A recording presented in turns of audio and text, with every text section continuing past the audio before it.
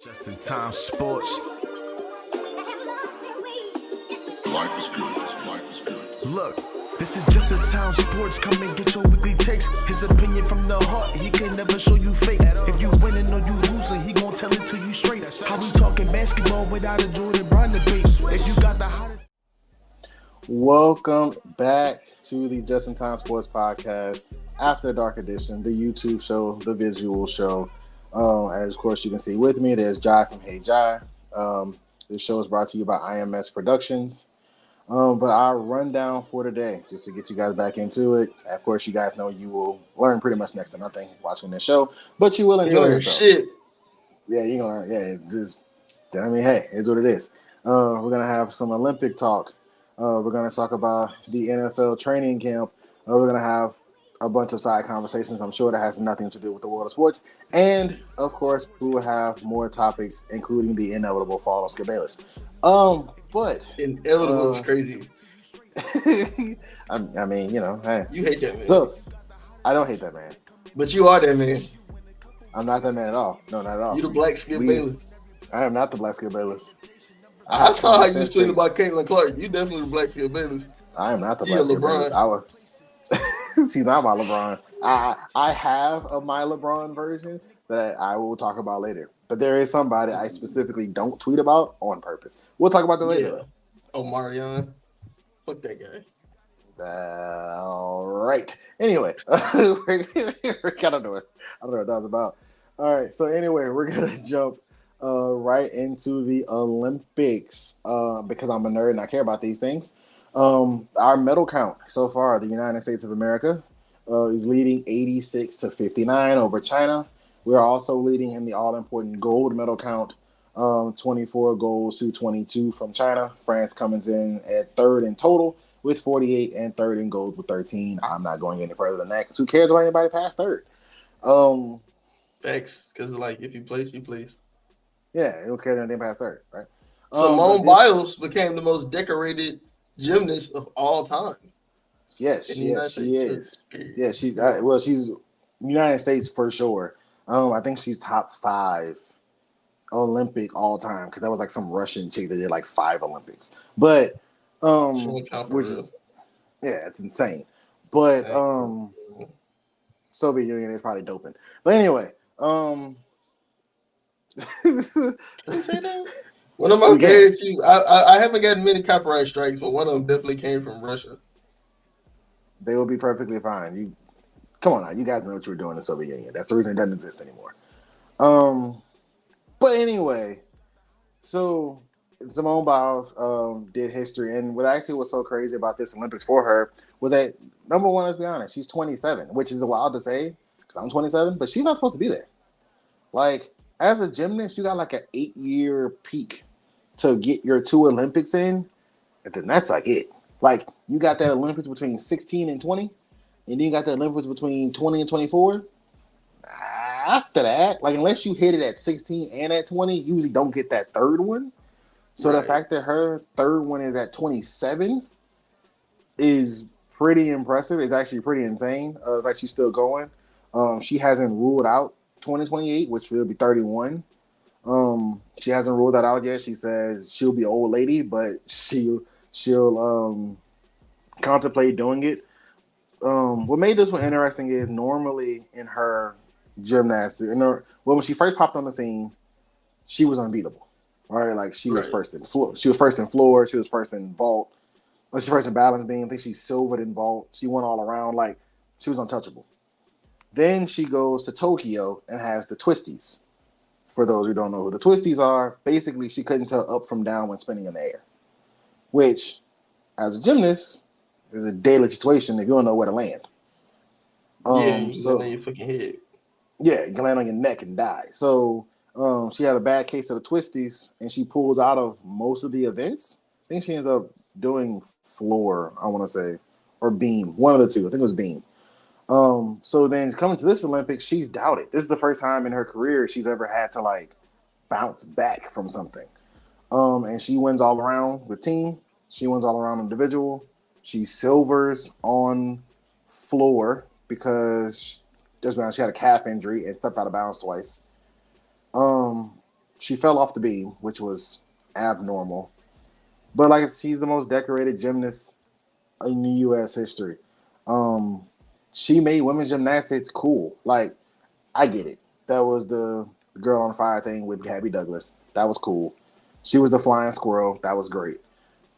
Which feels a little racist that a black girl with a flying squirrel, but hey, that's neither here nor there. Shout out to all three women who placed. I think it was a joint today or individual some shits today. Yeah, it was on. It was on all the floor. three were black women. All black podium, yeah, for the first time ever. Suni Lee, Simone Biles, and I do not know Andrade's first name. They just kind of call her Andrade, so I'm gonna roll with it. Who ended up taking gold from Brazil.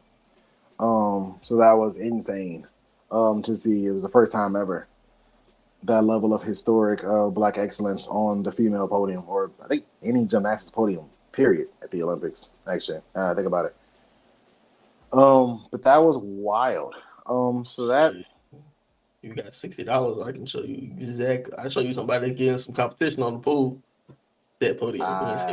Go ahead. Hate Go ahead. you. Ignore me. So much. This isn't my show, so I can have my intrusive thoughts. At my shows, whenever I get all serious and I kind of talk in my voice and get my thoughts out. This is your show, so I can get my shit off. You do some nonsense? Yeah, bro. Like, I mean, but if you go on Plank Row, you don't need 60. Anyway, I mean, you do $35 on Plank Row, you don't. You don't need 60. You don't want none of that. I mean, I didn't say I was. You said on the pole, not. How you know though? Ain't you married? I don't know. I am. I don't know. I'm just saying what I've heard. I hate people like you. Anyway, he's a deacon. I am not a deacon. Whoa, that is not my title. I don't have a title at church. I don't have a title at all. But anyway, to the part that more people care about than gymnastics, even though female gymnastics has taken over tremendously, is the basketball portion. Not the 3-on-3 basketball portion. That shit don't count. But that doesn't count. Real basketball. We're actually being cheated in that. I hate to see Haley Van Lith lose. I'm sorry, Dr. Umar. I hate to see Haley Van Lith lose. Kind of validates my LSU thing. That's neither here nor there. You just mad saying Haley Van Lith coming in third. What's new? But anyway, we're actually being cheated in the FIBA 3v3 thing, but that's a whole different conversation. Because there's rules literally in place where we're not supposed to win. That's why none of the dominant countries ever win it. Except for how girls won it in 2021. Now think about it. We did get gold in 2021. Yeah. Oh, well. But yeah, the men thing, like Jimmer Fredette's on our team. We're not sending our best players there. Like, I forgot Jimmer Fredette played basketball until I saw his photo on the losing side. I was like, oh. Why they just don't recruit from Ice Cube 3-on-3 league? That's actually a hell of a point. Ice Cube actually challenged the winners. You saw that? He tweeted out the big three champions play the 3v3 Olympic champions in a 150K game. Champion takes all. Man, my boy. Let's get this money. Let's go get this money. Let's go get this FIBA contract.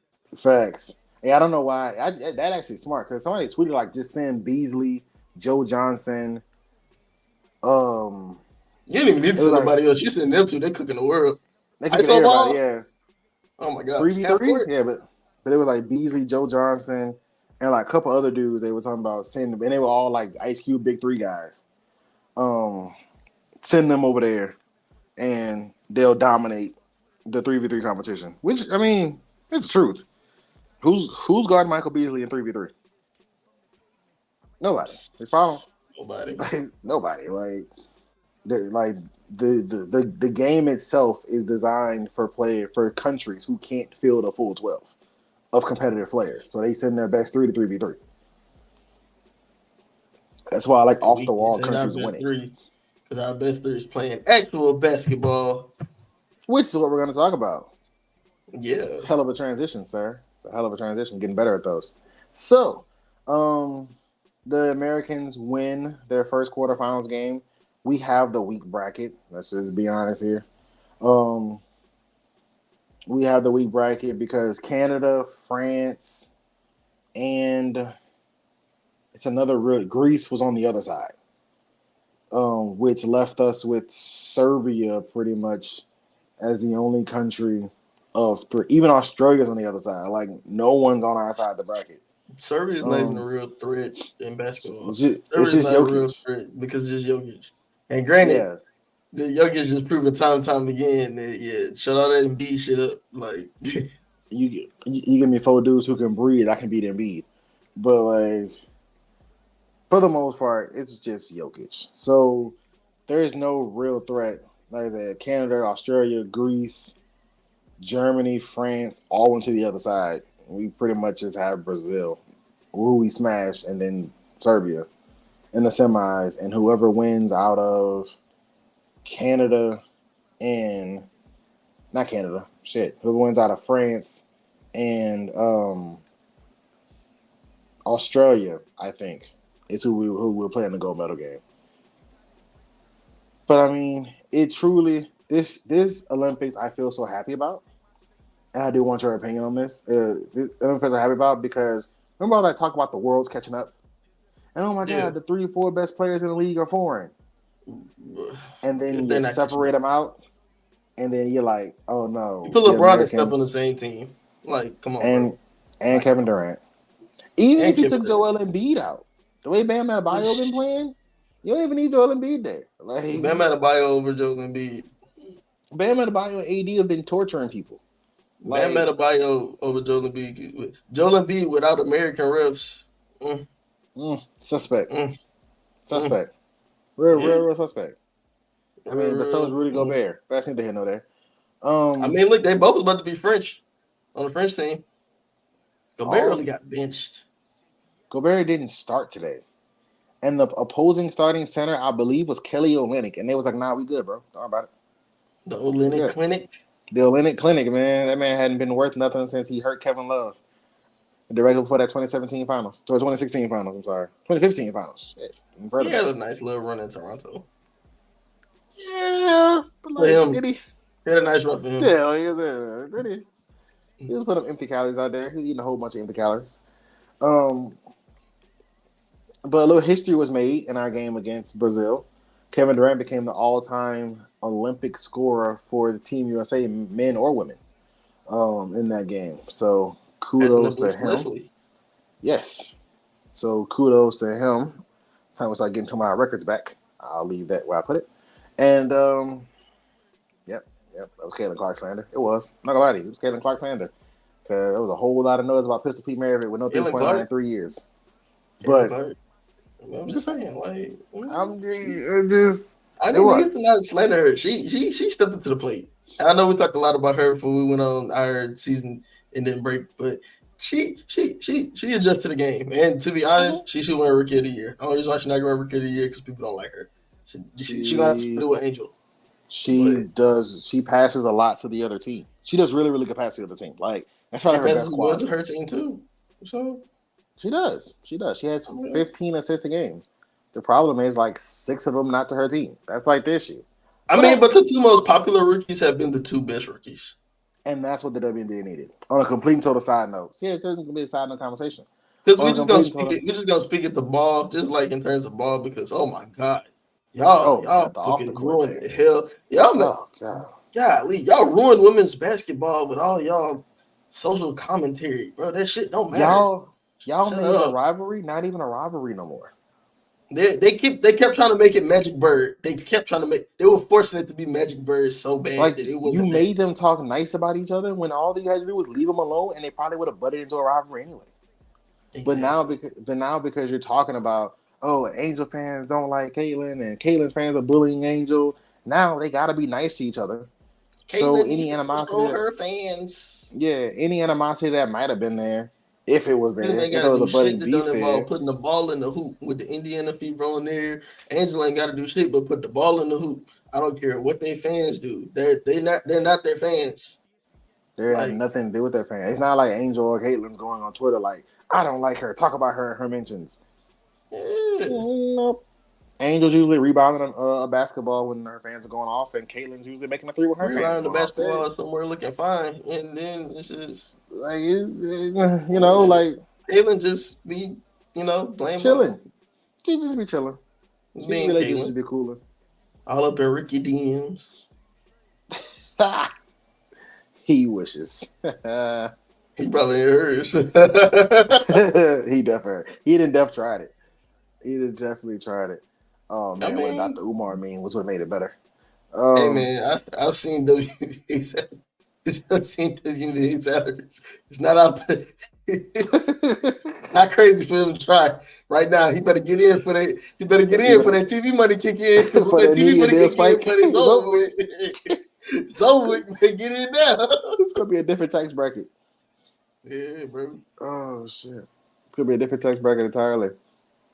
But back to But Olympics, man. that's the Olympics, yeah. So Anthony Edwards is gonna have what? All right, like the Michael Jordan comps, like he said he don't like it. He's doing it on purpose now. You and Jordan doing the same dunks, like relax, my nigga. But like he's definitely doing it on purpose. He's doing it on purpose. But I think how Charles Barkley described how he was on the Dream Team, because he was like the leading scorer of the Dream Team. He was like, man, after coming out that season, I feel like I'm the best player in the world. Anthony Edwards, after watching this, is my lock for MVP next year. I'm putting it in right now. Yeah, because Chuck was, I think Chuck was the only person besides Jordan to start every game. Like, he was easily. Charles Barkley was the third best player of the 90s. Let's talk about it. Yeah. The 1984 class produced the three best players of the 90s. Easily. Yeah. Because I mean, it was a perfect time for transition. Bird's back is. Yeah. Bird's back is shot by 89-90. He's basically just walking around the Olympics. He took a nice trip to Barcelona. He had no reason to be there. He played about the same amount of time as Christian Laettner. He couldn't run down the court. Magic was forced into retirement because of HIV. Yeah, so there was nobody there. Like, if it wasn't for Jordan, Clyde Drexler was going to be like him. Like, man. Yo, Michael Jordan, I ain't gonna lie, I see why the old heads hold on to Michael Jordan, because if Clyde Drexler was the face of American basketball, him. If Clyde Drexler was the face of America for American basketball, y'all couldn't tell us shit. We'd be like, yo, your GOAT not even better than fucking not even better than Shane Battier. Like Yo GOAT and Evan Fournier probably put up the same stats one year. Like, yeah, bro. Like Clyde Drexler. Oh my god. Yeah, Clyde Drexler fan. Patrick, we'd love to have you on the show, Clyde Drexler. But, we would love to have. You can have all the time you want. Share any stories you want. Whatever you want to talk about. Yeah, bro. Fuck Michael. Yeah, we. Nah, I'm playing. MJ. Yeah, you already know what's up. Take MJ. You already know we like them. I mean, your assistant is cool, bro. But the 90s were dangerously close to having Patrick Ewing and Reggie Miller run the league. Like, dangerously close.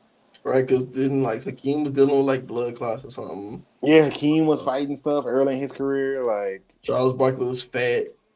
Yeah. And then it was all for Jordan. Jordan saved the NBA. Yeah. I give him a go point for that. Because here's the thing. I think the NBA would still be prosperous without LeBron. But I think LeBron, it wouldn't be as prosperous. But if you really look at it, the NBA wouldn't have been prosperous without Jordan. Well, Magic and Bird had it. Oh, Bird and Magic saved it. Because it was the traveling cocaine circuits before them. And then Jordan made it a millionaire career.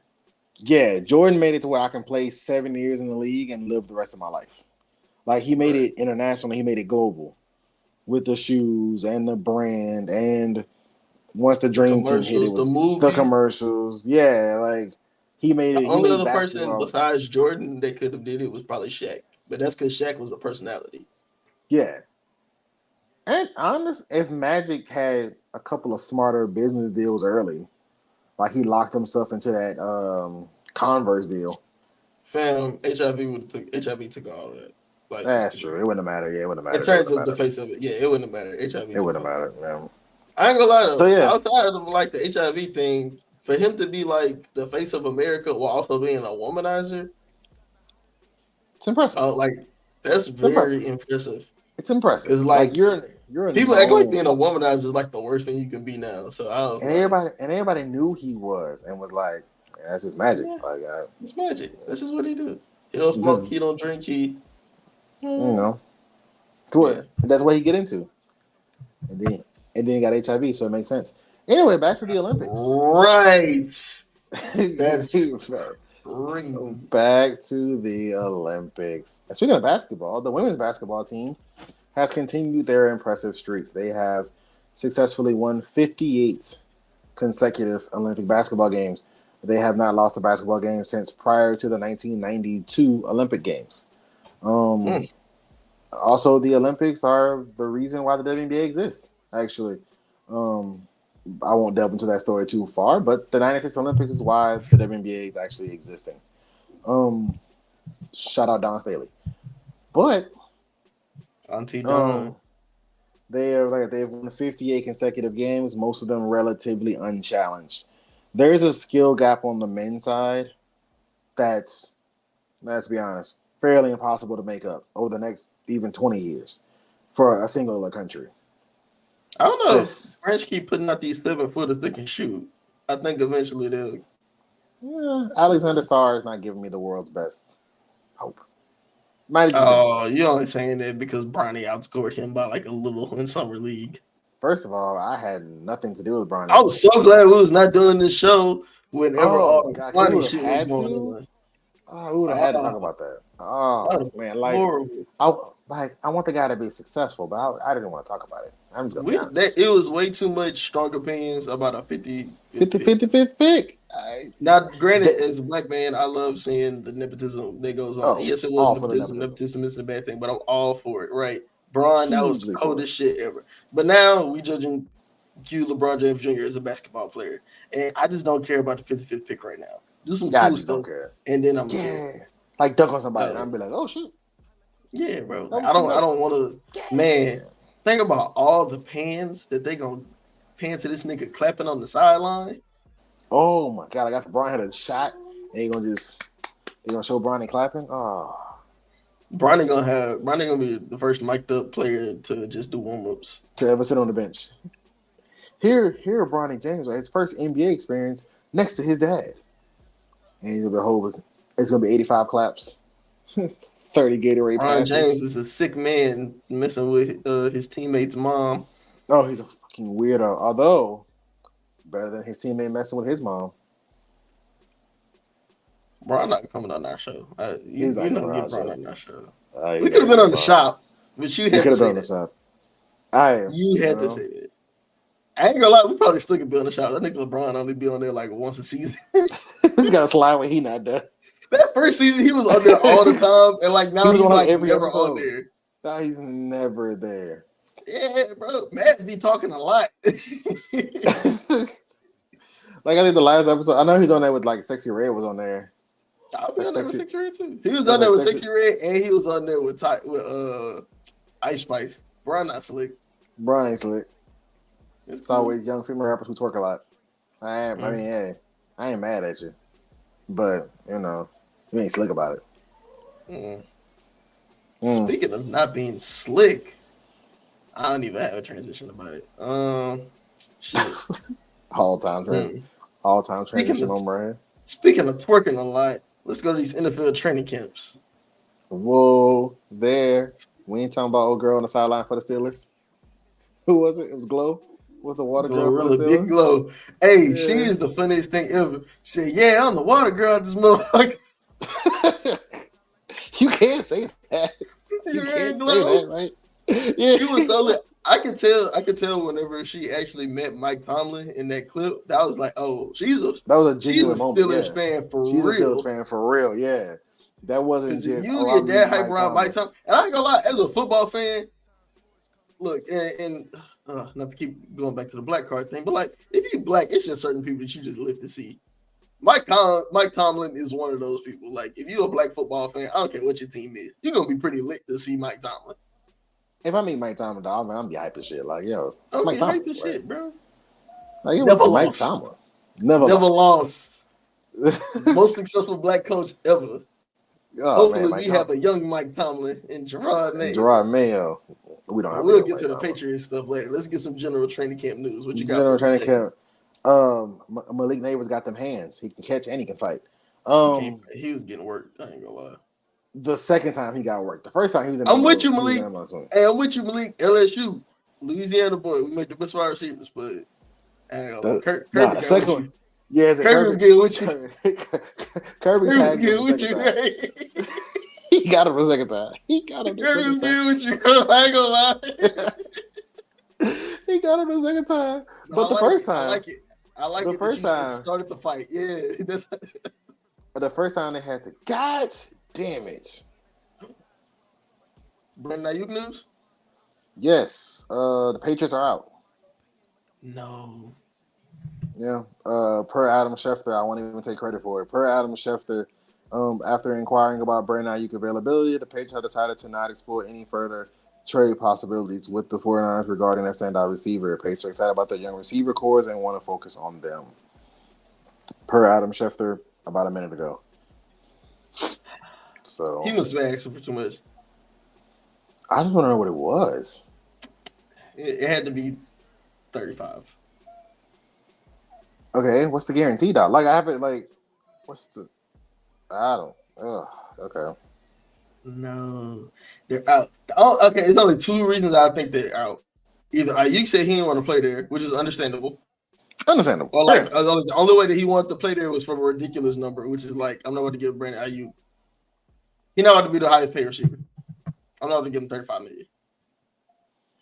And I think that's what he's probably asking for. Because I feel like if he was asking for 27, San Fran would do it. I don't think he's asking for 27. I think we would have gave him like 30, maybe 32.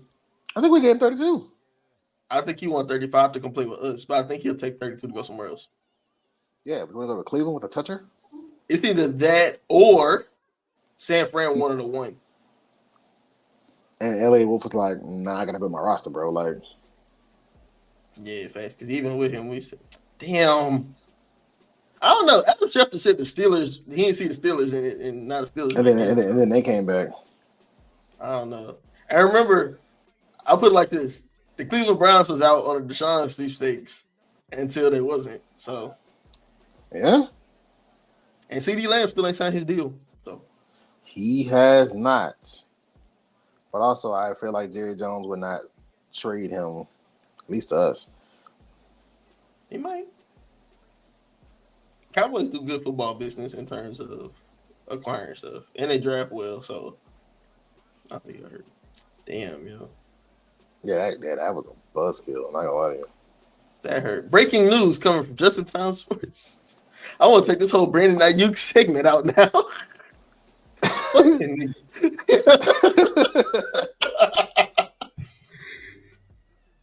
Dog. Oh man, it's such a buzzkill. It's such a buzzkill. That's what happens in life. I'm tired of us not getting good players, dog. Oh man, for the sole purpose of like, they just don't want to do it. Like,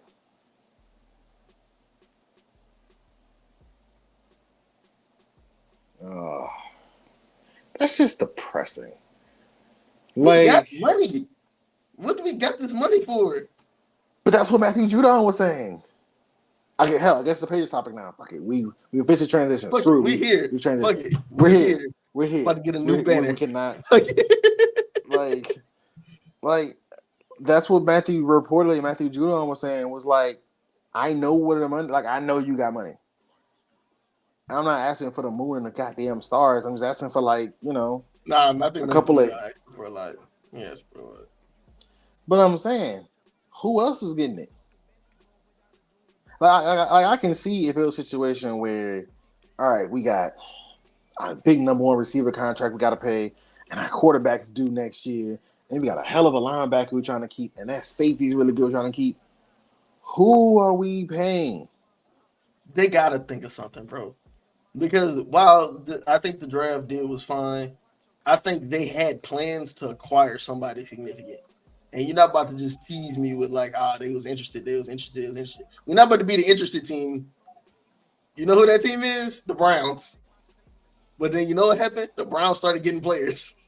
The Browns started getting people, which it takes, and I know it's against the Patriot way, it takes one or two just overpays.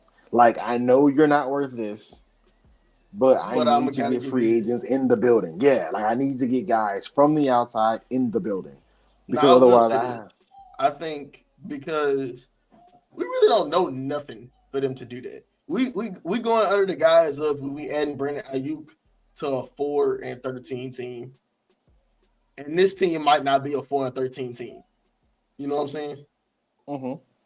So I think that it's kind of like if you like, I think because like next year, DK, Terry McLaurin, that crop is supposed to be It's in supposed to this hit free situation. agency. Yeah, it's supposed to be in the Yeah. exact same spot. But it's just So it's like kind of like, well, next year you have an inkling, you kind of have an idea of what Drake May is. You have an idea of what Gerard Mayo is. You have an idea of what Van Pelt is. you All right, think now we go get DK. But god damn it, man, we got $43 million in cap space. Next year we're gonna have 75. I'm tired of next year, man. I know, and you know what? And, It's and because next year of we're the gonna have 5 years. 70. And next I year we're gonna have blame McCorkle. It's McCorkle's fault. No, It's McCorkle's fault. now people want to blame McCorkle. It's McCorkle's fault. Because after that 10-7, well, nah, it's Bill's fault too. Because after that 10-7, we should have did something significant. We should have. We didn't do anything did. significant. We did what the NFL. Okay, so according, I don't trust his sources all the time. Pretty Ricky. Nah, Dove Kleiman on Twitter. I hate him because he just a reposter. That too. He's usually wrong, number one. And then he just grabs whatever opinion is out there. Although the dude he's reposting from this time has 166,000 followers. And he's like a 49ers beat person. Matt Mayako? Oh yeah, no. He's a real guy. All right, so he's reporting that the Pats had an agreement in place with the Niners and a large offer to Ayuk, but Ayuk said no. Ayuk didn't want to play for the Patriots. Yeah, that's it. Which is understandable. I'm not mad at the Patriots. It's fine. Because, in Ayuk's case, like we're saying, we're thinking you're adding Ayuk to a 4-13 team. Ayuk's probably thinking, I'm adding myself to a 4-13 team. Now, if your other option is Cleveland, they only started rolling because Joe Flacco got a quarterback. But I think even then, you have proven commodities. You have Nick Chubb, All-Pro. You have a great offensive line. You have a great defensive Nick Chubb line. off multiple knee injuries, off multiple knee surgeries on the same knee in one offseason. Even then, you still have a great offensive line. And then Deshaun Watson, for better or worse, he's not an unknown. And even Deshaun Watson, bad, at worst, he's as good as Jacoby Brissett. So, yeah. And if he gets back to form, even close to back to form, that's a he's top 5 quarterback in the league. Yeah. Right. It's just so frustrating. I'm not gonna lie to you. It is. It's very frustrating. But let's switch it up to other good outlooks. Fuck it. Oh fuck, that's so aggravating, bro. So, what are you switching to? We're gonna go back to Jalen Christian Pope Barmore looking got great. Blood clots, bomba clot, like. Christian Barmore got blood clots. Brandon Ayuk said no. Our head coach is never coached. Matt Judon's pissed off. Our head coach has never actually coached NFL football. I'm sorry. He was a lead defensive assistant, which under Bill Belichick means you stand there and hold a clipboard. That's not true. Brian Flores is the lead defensive assistant, and he was a great head coach. The only reason why Brian Flores did not have a job because he rubs people the wrong way. First of all, I didn't say you couldn't turn into a good head coach. I'm saying while Bill is there and you're the lead defensive assistant, that's what you're doing. But Bill was hands off the defense for years. Bill was hands off the defense when Brian Flores was there through that tenure. And then Matt Patricia took over. And then they lost a Super Bowl because they let Nick Foles drop 50 on their head. And Bill said, give me this shit back. Give the defense back? Don't worry about it. I got it. And then he beat the Rams, the highest scoring offense, 3-13. 13-3. And then he let Steve and Gerard take over. All the players said that Gerard did the install for the defense. Good for him. So, look at me, being a little wrong. Regardless, he was never... You stay wrong. Regardless, if you know him in real life, you know he's wrong. Hold on 2 seconds. regardless, since it's just me here and that loser is gone, regardless, we have a head coach in the Patriots who have never NFL head coached. Now, I'm not saying you have to have a head coach previously to be good. Of course, we never have successful NFL head coaches. See Sean McVay, hell, Bill Belichick. Well, Bill Belichick wasn't that bad in Cleveland. They just couldn't figure out a quarterback. Nick Saban wasn't that bad in Miami. They just couldn't figure out. Well, they picked the wrong quarterback. Look But at that. Bill Belichick can't operate without a quarterback, but yeah, it's Gerard Mayo. Gerard Mayo doesn't know what he's doing, and blah blah blah. We won't build. Patriots ain't looked the same since 12 left, bro. Let's just call a spade a spade. I mean, Bill Belichick was fired in Bill Cleveland since because they 12 can never figure out an offense. They can never figure out a quarterback. Now, here's what I do like about our outlook, and I don't think this is why I don't think that we're a 4-13 team. We have a plan. Whenever Tom left, we didn't have a plan at quarterback. It was we're gonna roll with Stidham for a year in the coach year. Oh shit, Cam Newton's available. We're gonna sign Cam Newton. Oh, we're gonna build this offense around Cam Newton.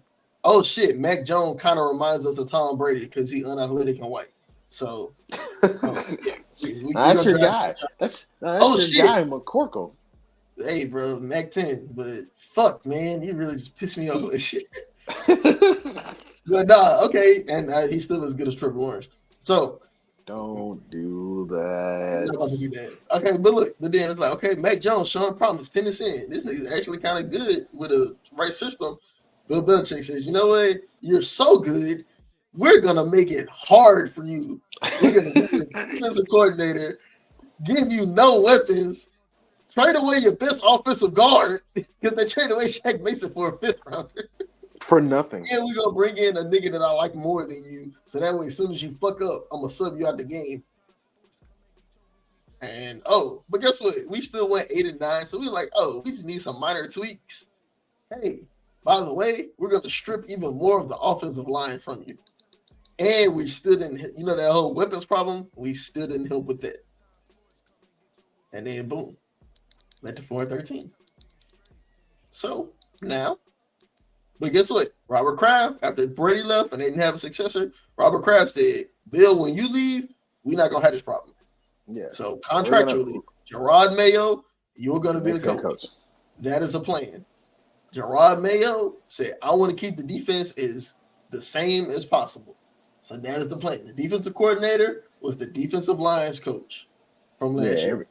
Everybody just kind of slid up a little bit. Everybody pretty much, everybody just bumped up a little bit. Everybody got a promotion. Defensive players are staying the same. That is a plan.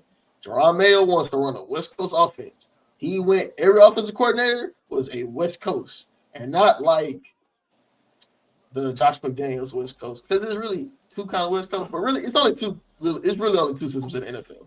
It's ones that go up and down, and it's ones that go left and right. The West Coast is left and right. That's pretty much it in offense, if you really think about it. The core concept is left and right. If you break it all the way down to the brass tacks. You dumb it down, it's left and right and up and down. Sure. But is that not true? Is that not true about the West Coast? Because you run the outside zone, and it's just the play action, and the primary target is some way going horizontally. And stereotypically true, yes. Yes, you might have a couple of dummy routes. Even if they're going up and across. This is fair. Right. So very few people run the air raid. So that's like what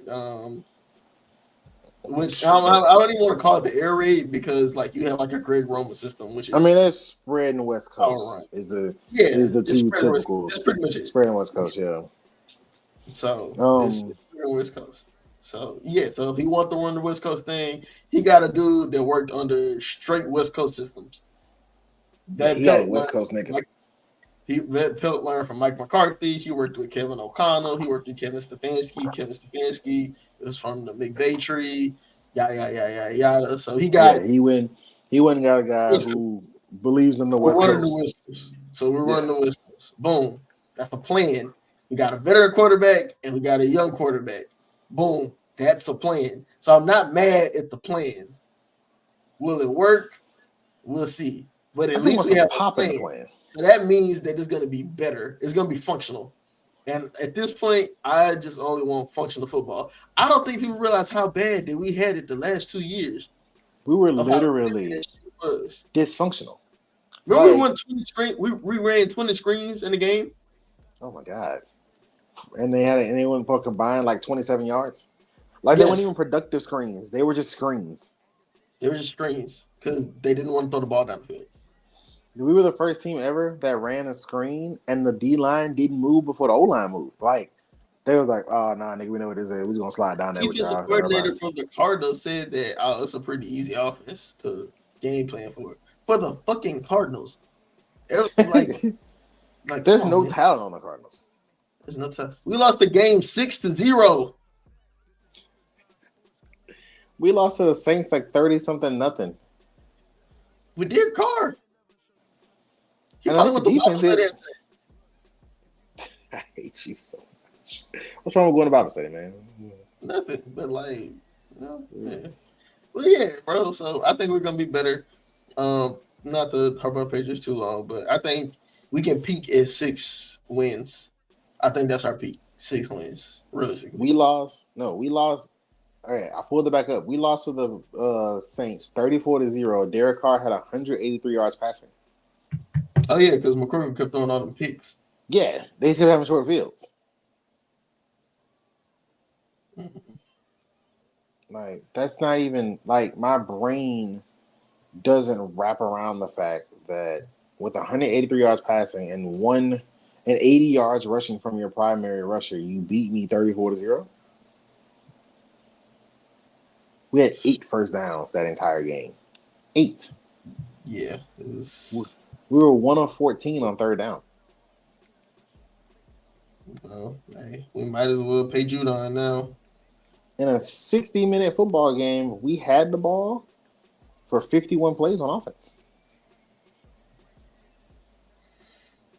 That's hard to do. That's like that part's actually hard. I said it though. From the reports out of camp, let's look towards the future. Let's not harp on the past. Let's look towards the future. Oh God. The Patriots will be starting a black head coach and a black quarterback week 1. Can we clap it up for that? Yeah. That's fire. I never thought I would see the New England Patriots do that. Especially in Boston. Because y'all know how y'all are. Yeah, looking at you, Grish.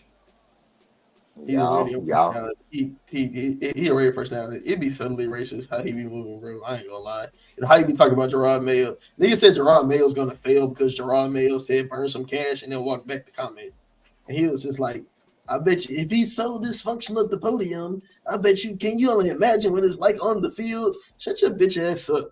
How about that? You have no idea. You've never seen it on the field. We'll You literally have no clue. Yeah. But no. Yeah, I think the X's and O's part is where Gerard's gonna shine. Because as a linebacker, that's how everybody talked about how smart of a player he was. As a quarterback on defense. They used to call him, they got old interviews where they used to call him Gerard Belichick. You know what I'm saying? Yeah. Like the players used to call him Gerard Belichick. He literally is. He was one of the smartest. And the reason why I'm like he's gonna be successful, and I've come around a little bit on the Gerard Mayo stuff because I was worried. But I say with my jokes about how he's never coached, but truly he reminds me of Vrabel. And we saw how well Vrabel worked in Tennessee. He reminds me a lot of Vrabel. He's a lot of Vrabel. He's just not as raw. He don't have a Vrabel personality. As vocal as Vrabel. Yeah, but as far as the reputation they have, as far as how people talk about him, as far as what their qualities were as a player, like it's like they're talking about the same person. You just put the comments on the wall, you wouldn't know if they're talking about Vrabel or Mayo. Like I said, which gives me a little more hope. Now again, Vrabel is more of a motivator. I think Mayo's gonna be more of an X and O guy. But still, a lot of the qualities of the man itself is very similar. So I get like Dan Campbell-ish vibes, like Mike Vrabel, Dan Campbell, like they got like those. You got 2 types of coaches. You got the play callers, and then you have the leaders of men. Is what I call them. Yes, and I think it's kind of like in that front. Like it's a leader. Like Kyle Shanahan's a play caller. Sean McVay is a play caller. Matt LaFleur is a play caller, but like you got like a Robert Salah, right? Who I think is actually a pretty good coach. You don't hate Robert Saleh. I think he's a good coach. He just had a bad rap because he's in a dysfunctional org with he's From never had ownership down. quarterback. Yeah, so he never had functional quarterback play. So I think they're gonna do fine. I think they're gonna definitely be better than last year, which is kind of hard to be worse than last year. But I think they're gonna do fine. I think they're gonna be a system. I think it's gonna be some chicken and broccoli again. We gotta Whole go back lot of to chicken and chicken broccoli. But And drinking when you water. think Drake May starts, when you think Drake May starts, or what do you think what do you think is the catalyst for Drake May starting? I should say that, not win, but what do you think is the catalyst for him starting? I believe that if we look functional but need explosiveness, that'll be when he plays. Because our bye week is too late to wait to the bye week. Our bye week is in week 14. Right. So our bye week is way, because typically that's like the rule. You got like a week 5 bye, week 6 bye. Okay, the vet plays until the bye, and then the rook takes it from there. But our bye is too late. So I think that, we got Cincinnati, Seattle, Jets, San Fran, Miami, Houston, Jacksonville. I think that in those first couple of months, if we're solid offensively, good defensively, but we're missing pop, I think that's when Drake May comes in. Because if the bones of the offense are there where I can get 4 yards of carry, I can get 6-7 yards of pass, I just can't get I just can't get down the field explosively. I have the weapons. It's just Brissett's not doing it. Then that's I think May comes in to provide that bump, and then it's his job from here on out. And that's what they're kind of doing with him. That's what I've noticed. They're trying to they're trying to teach him how to be an NFL quarterback rather than we know you can throw far, we know you can run, we know you can create, we know you can be a playmaker. But what I'm hearing is a lot of stuff is they're not letting him take shots. They're like, what's underneath? What's the defense giving to you? Can you call a play in the huddle? Can you check for the blitz? You know what I'm saying? What's your protections out? So I think they're trying to teach him how to be a quarterback.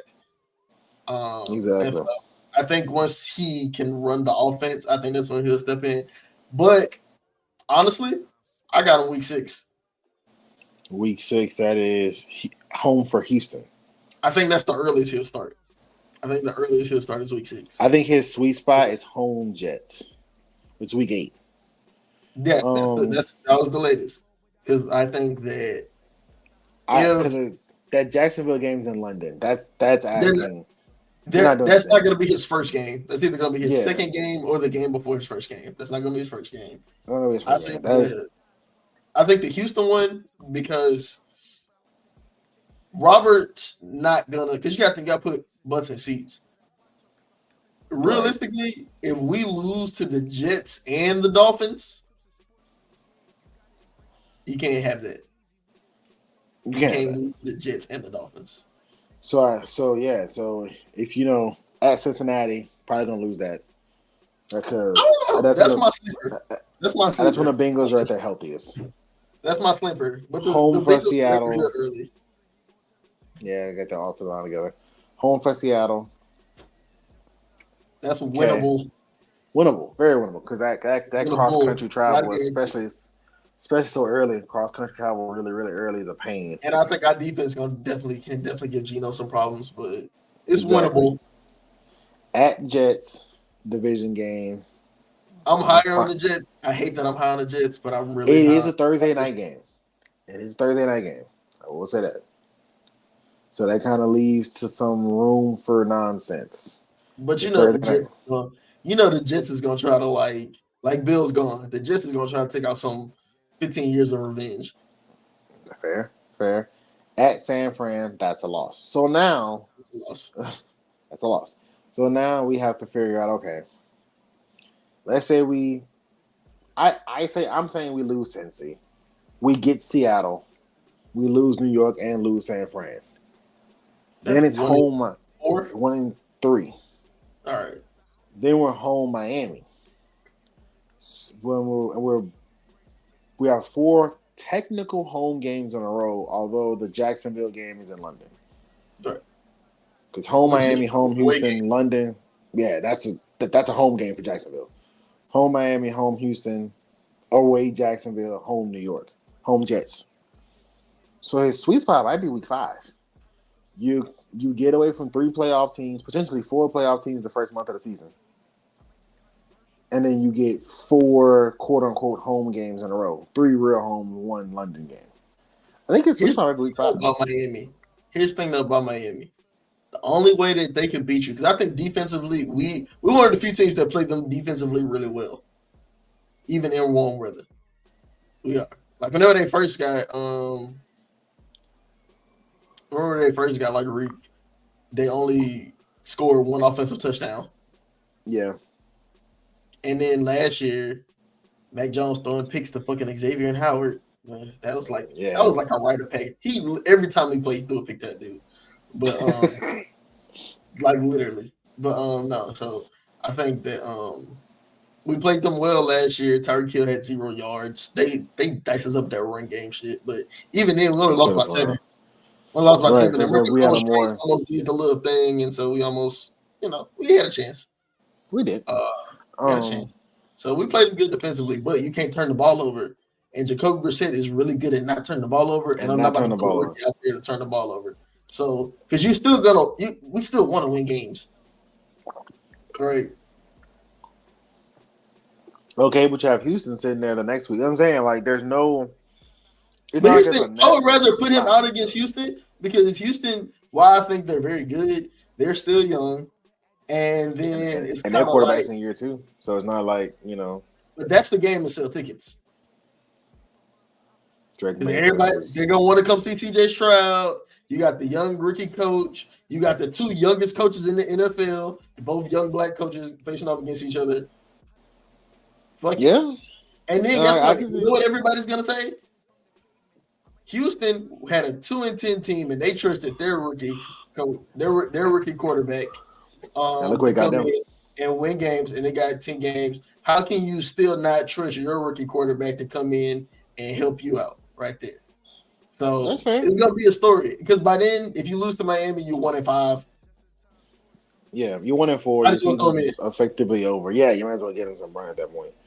So I think Miami's hard schedule. God damn, that was even the bad teams. It's at Chicago, at Tennessee, which Chicago's been pretty good this year. But at Chicago, at Tennessee, I think we can beat Tennessee. At Arizona, we're beating Arizona. Although I'm pretty high this year. But I think I was looking at the bad teams. Just looking at like even the teams that we have that aren't that good are road games. So that sucks. But anyway, we've been on the Pacers for a little while now. Let's spread to some of this other NFL training camp news. We're not talking about Brandon Ayuk. Fuck that guy. But fuck him. Justin Fields. Hey man, that Fields fella. Old boy missed a couple of days of practice because he was sick. Oh, Russell Wilson missed a couple of days of practice. He was sick. Yeah. Justin Fields balled out with that first team. That fella Justin was hooping. I spoke about it on the audio show, but contractually they're not obligated to play either one. Like it's one of those situations where Deshaun Watson could turn around and throw the ball into the trash can repeatedly, and he's going to be the week 1 starter. Because contractually, he's owed about $150 guaranteed $1 million. Like Justin Herbert could turn around, throw the ball at Jim Harbaugh's wife repeatedly, and he's gonna trot out there week 1 as a starter because they owe him a lot of money. Yeah, in this scenario, is he gonna be there week 1? He got like some shit wrong with his foot. Is he gonna be there for week 1? Yeah, he has plantar fascia situation. Reportedly, he should be ready for week 1. I don't know. It's also the same medical staff tried to kill him. So in this scenario, the Steelers, they're not contractually obligated to play either quarterback. Justin Fields on a last year of a rookie deal with no guaranteed option at the end. And Russell Wilson is only on their books for like $3 million. Yeah. So whoever is truly the best quarterback is the best quarterback. Now, once they switch, they can never go back. So, like, if you start Russell Wilson and then you put in Justin Fields, it's over. You officially you start Russell Wilson. I think you do that. I do too. I think that's the way to go. I think you start Russell Wilson because you still want to win games. It looks like you're about to get Brandon Ayuk. So you still want to win That's what I games. got. You have a competitive defense. Mike Tomlin never had a losing season. I think you just start Russell Wilson, and then if you pull him if need be, because if he plays bad, you can't get worse. And honestly, both of those guys are not worse than what you had last year at quarterback. No, not at all. So And I think, yeah, but I just think in the locker room, it'll be easier to sell going from the vet to the rookie instead of or the young guy, instead of going from young guy to the so vet. NFL players love just well, not NFL players, but and the media and people in our group chat love Justin Fields, and I don't like Justin Fields have to give you nothing the NFL love. I'm sorry, Justin Fields is like they no make matter the what, Lamar Jackson running back jokes. Justin Fields best of all the year. Like they make the Lamar Jackson running back jokes. Justin Fields' ability in the NFL is literally running with the ball. It's not throwing it. It's because he runs really well. Right. So that's got to be changed. We got to talk about Malik Neighbors' great hands. Shout out him. 16 of 17 targets. That's insane. He has been cooking. And it was the Lions' defense. It's not like it's a bad defense. Like, I mean, they're not a good defense, but they're not a good defense. But it's not like, they're not off. 16 catches on 17 targets. I don't care if you're playing a blind. I have a hot take. That's impressive. I have a hot take, and this is going to piss a lot of people off. Okay. Daniel Jones is about to get his second playoff win this year. Oh my God, Jesus Christ! He is. Oh, I think with Brian Daboll and Malik Neighbors, and they really fucked up by not keeping Saquon. Especially because they could have matched the deal. Yeah, so I think that the Giants are going to win a playoff game this year. That's still not going to take Daniel Jones' job because they're going to trade up and get Shedeur Sanders. But yeah, F that boy. But who else has been interesting in camp news? I You just think what's like I don't know some superlatives, some wild things that you think is gonna happen. MVPs, early. My hot take is that Kyler's gonna win comeback player of the year because he'll actually be a comeback player of the year, unlike Joe Flacco or who just came back from being an ass, or Geno Smith, who also just came back from being an ass. All right, so that's not coming. You just were bad. That like that's most improved. I give you that. But my hot take: Josh Allen finally wins his MVP. It's gonna. If he puts up big numbers this year, you got to give it to him. Who's his best receiver? Always had MVP numbers. Keon Coleman, it looked like. Yeah. So a rookie's your best receiver? Like he's always had big numbers. I think he's going to be able to put up the same numbers. I think that they're going to win. If they win 11 games and he has comparable numbers to what he's had before, I think he's going to win the MVP. Unless somebody says like a monster season, but I think he's going to win MVP. The only other person I got challenging is Stroud because they're not about to give it to they're not going to give it to Lamar again because it's going to be wild for Lamar to get one. You can't be bad in the playoffs every year. You're not going to get it's going to be wild for Lamar to get another one. But yeah, I think my hot take MVP was going to be Stroud. I can just see it. You already had one of those offenses that was pretty hard to stop anyway. Now you add Diggs. And to me, it's just like I could just see him going off this year. That division isn't the best. It ain't NFC South bad, but it definitely ain't, the AFC North. That division's not great. Could I see them going 12-5 and him putting up top 5 yards and touchdowns? Absolutely. He was a dark horse MVP last year as a rookie. So I can only imagine with a year in the system what he's going to be able to do. Conference champ sleeper. Who's conference champ sleeper? Conference championship. Wow. The NFC's so bad. I don't even want to pick them. The NFC sucks. My AFC Conference Championship sleeper, and I know we talked a lot of shit about them on the regular basis because of who they are. I think it's Cleveland.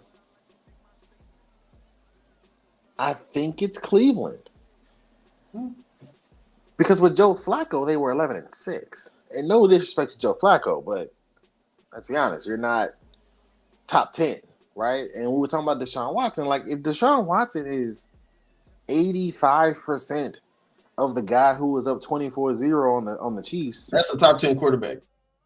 Yeah. Like, he didn't even got to be what he was. Just 85% of what he used to be.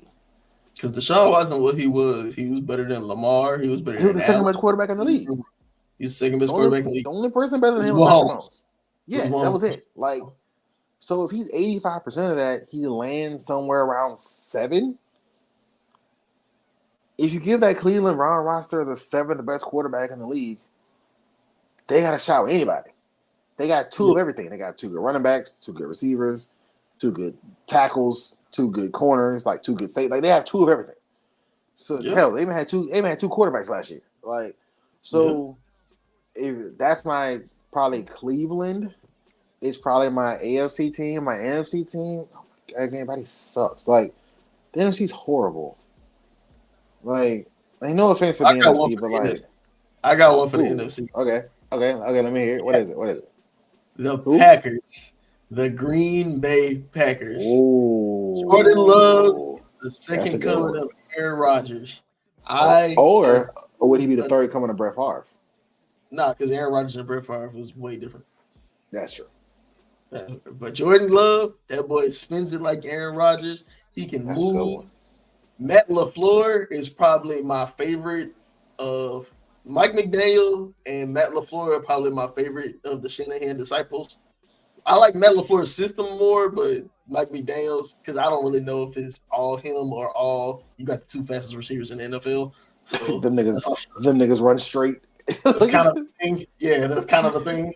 But yeah, no, I love the way Matt LaFleur calls offense. I like their defense. I like how they have all these young gun rail receivers, and Jordan Love is a gamer. So I got the Packers and the Niners in the conference championship, and in the AFC, I don't have a sleeper. I got a repeat. I got Ravens and Chiefs again. Well, Ravens and Chiefs part 2. I think Lamar actually gets over the hump and makes the Super Bowl. Does he win? Jordan Love. That'd be fucking crazy. All right. The Jordan Love, I am slandering. Got everybody from Baltimore. Oh my God, the whole DMV's got to get it. But speaking of slander, as we close out the show, this guy, man, the king of slander, the biggest hater. What Kendrick said, and all about loving and hating, nigga. I'm the biggest hater. The goat of hating. The godfather of modern day. I don't even want to just say sports television. He's the godfather of debate television. Debate television, entertainment television. There is no everyday struggle without Skip Bayless. There is no show. Shit. Podcasts. How these podcasts work without Skip Bayless. It's just motherfuckers arguing. Like First Take, Undisputed, Speak, First Things First. All of these shows. These shows where you can put a moderator in the middle and have 2 to 3 people give. I mean, because hell, even what's it called, Sports Report or something like that with all the old heads. Bro, I think it's Sports Reporters or something like that. Where it was like a bunch of old heads on ESPN back in the day, but it might have been called Sports Debaters. I don't know, but it was showed a bunch of old heads like way back in the day. But yeah, you get guys like PTI and stuff like that. Like those shows were older, but to have that true debate style television about anything, what's Skip Bayless? His contributions to history for all the way from bum crack middle of nowhere in Oklahoma to Vanderbilt on a writing scholarship. To catching some pretty huge stories. Like he got some early big fish that was like insane. Like it was like, I think he was telling a story on his podcast one time. He was like had a Rams player, I think, who was like messing with a famous actress, like somebody owner's daughter. It was some weird story. It was like a drowning story, and like he would get these crazy big stories like early in his career. But of course, he always talks about how he was at the game when Jordan hit the shot on Byron Russell. But that level of debate television, he was slandered for all his LeBron opinions, which I don't even know if they don't. At a certain point, I don't even know if he believed them. I feel like he just... Yeah, there were moments where you could definitely tell he was playing into the character. Yeah, like, bro, you don't believe... Like, he tweeted out not too long ago that Bronny had a bigger clutch than LeBron. Like, you can't believe that. Savannah got How? the clutch genes. He got it from Savannah. Savannah got the clutch genes. He actually be looking at the eyes of a killer. But to be honest, like he made Skip Bayless was I like to call him. He's like what Kanye and Drake is to rap. He made remember rap was street dudes. It was street dudes Yeah, rapping. it was But counterculture. now it's the dude that wears the dude that's in the polo in the backpack that the 2-parent household nigga, or not 2-parent household, but it's like the dude that went to school that just had bars. You know what I'm Yeah, saying? Just the the dude, kid, like, yeah, it's the dude that but was everyday musically man. talented. Skip Bayless, but at first sports, but really expanded to just all entertainment. The discussions that we would have with just our everyday mans without having to have an insight of it outside of this is what I see, this is what I feel. Here are some biased numbers that I pulled to back up my point. And even if that don't work, I'm about to make up some words that some rhetoric like clutch gene got that dog in them when it's time to pull your jack strap up.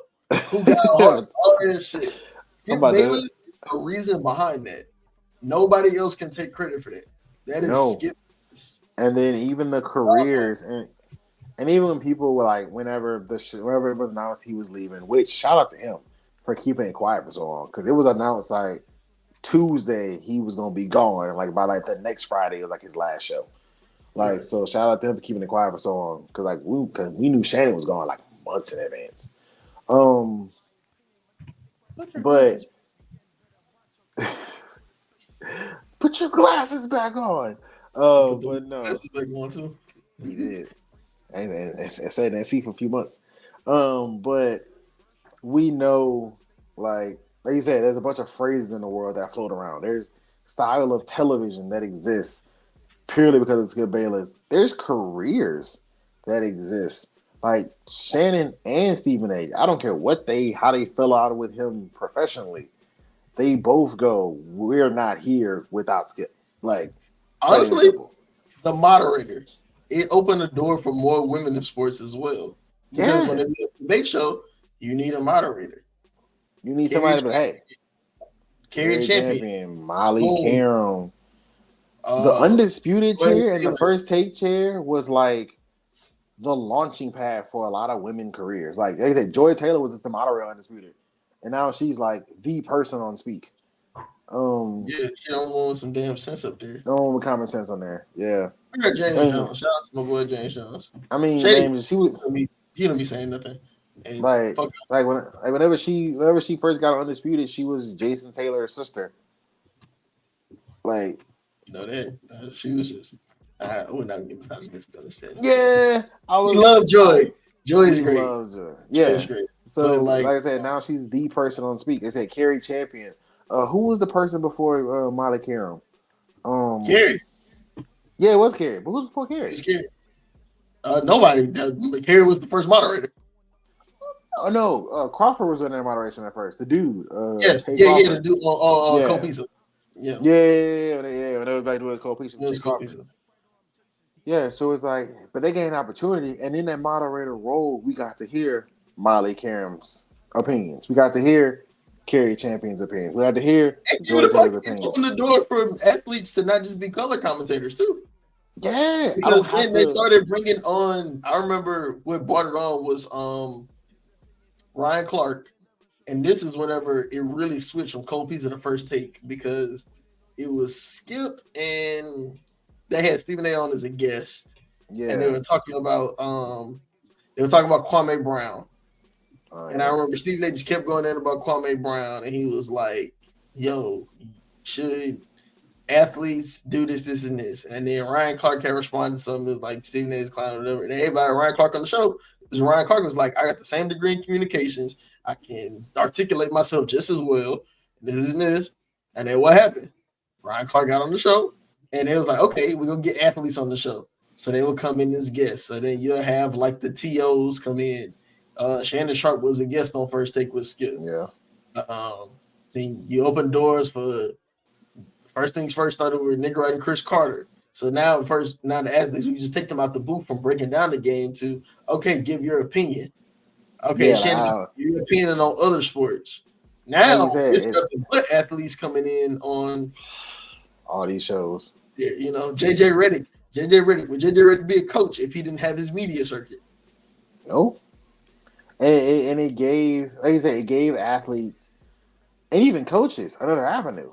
Like Doc Rivers did media for a while before he got back in. Like you didn't leave the playing surface and either I'm gonna go announce, I'm gonna go be a commentator, or I'm gonna go coach myself. That's the only thing I can do post my career. Like now I can leave and I can go do podcasting like the Pivot. I can go be on First Take. I can go on all these different shows and give my opinion. Richard Jefferson are more famous, not Kendrick Perkins, but because Richard Jefferson is more famous now than he was as a player. Considerably more. Richard Jefferson was a hell of a player. Right. Like he's considerably more famous now. More famous. Than he was as a player. He was a hell of a player. Like, you look at people like that have had much better coach. Ryan Clark is a much more popular person now than he was. And I think Ryan Clark is probably the best athlete turned sports personality. I know Shannon Sharp is there, but I think in terms of range, it's Ryan Clark. In terms because Shay is Shay.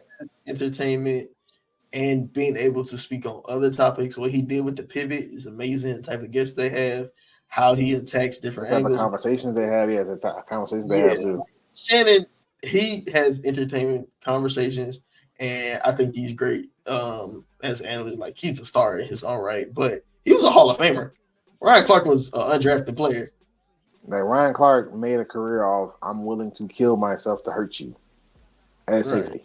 Like, and then he's way NFL Live, best show on ESPN. NFL Live is great. NBA Today, like all these different shows that have this round table debate style situation comes from one person, and it's Skip Bayless. It comes from Skip Bayless. It's that's like insane. Like it comes from Skip Bayless. It comes from Skip Bayless. Like it's really him. Like he's the godfather. You got to give him credit. A lot of young dudes, a lot of casuals, the dance on his grave. That's like, man, they ruined the way that people talk about sports. Bro, you didn't even know how people talked about sports before. It used to be highlights. It was SportsCenter. That's it. That's the only way. SportsCenter. That was the only sports show on. The only time people gave their opinion was on the radio, but that was just one opinion. It was one opinion. It was one dude. You did with your friends every day and made it a career, made it a platform. And then it got bitten off of by literally every other form of entertainment. I'm about to say, Fox News debates, like news debates that they sit around and go at each other back and forth, that didn't happen before. They just took it and went political. Anybody that's not in a realm but has a strong opinion about something, they take that First Take model. First Take was Skip Bayless. So it was. So I think, people want to dance on his grave. He's not popular because his broad opinions. Yada. Man, give that man a salute. He got a lot of y'all paid. A lot of people paid. He got a lot of folk paid. I mean, Stephen A. Smith is currently trying to negotiate a $30 million a year contract because of that. Like, he got a lot of folk paid. So, shout out to Skip, man. I've had my dissenting opinions and my personal thoughts about Skip's quote unquote fact-based thoughts plenty of times over the years, but got to give credit where credit is due to his amazing career. I mean, at this point, what is it, 4 or 5 decades in this business, from doing newspaper and stuff all the way up until this point. And he eats that chicken breast, and I think it's broccoli or asparagus, whatever, every day. So kudos to him. The dedication is insane. Yeah, the dedication is insane. Hopefully he spends some time at home with Ernestine and Hazel. I don't think he'll spend much time at home. He said he was thinking about it for months. So he said he got something else coming. I think he's just gonna focus on his podcast.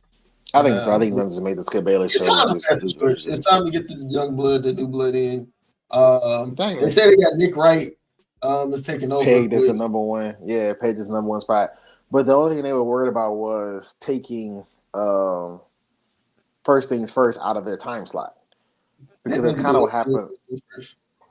That's kind of what happened. Yeah, just leave it there. 'Cause that's what happened when Undisputed. You even when at its peak, you were getting smashed every day by First Take, and you're never gonna.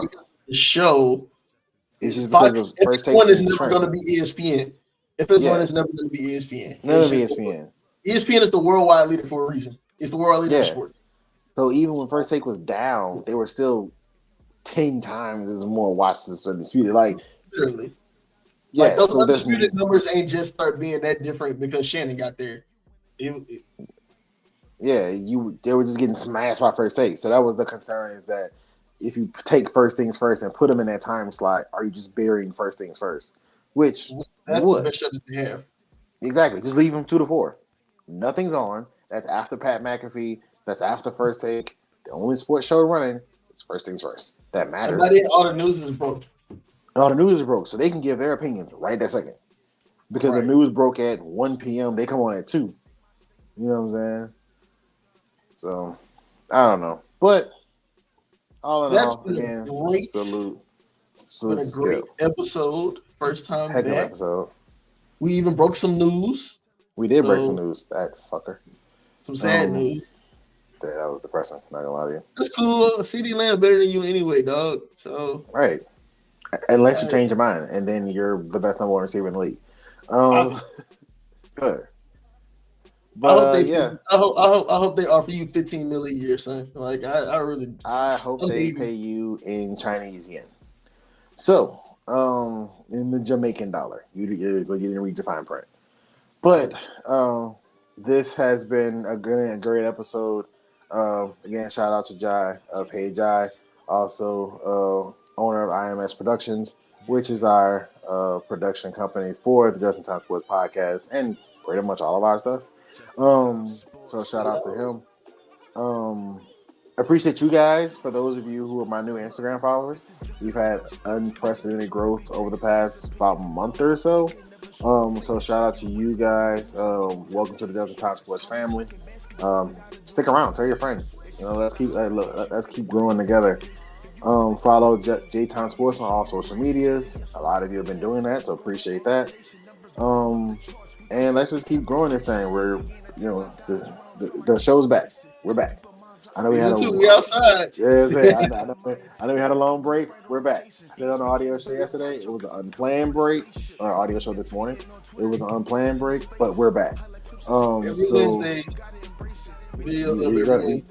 You're gonna see us every Wednesday.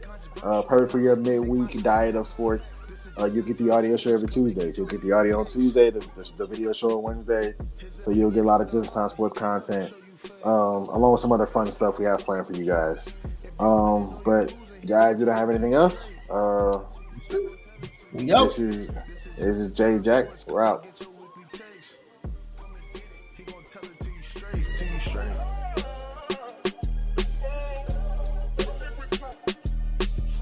He's not gonna stop recording. We're gonna just let it rock.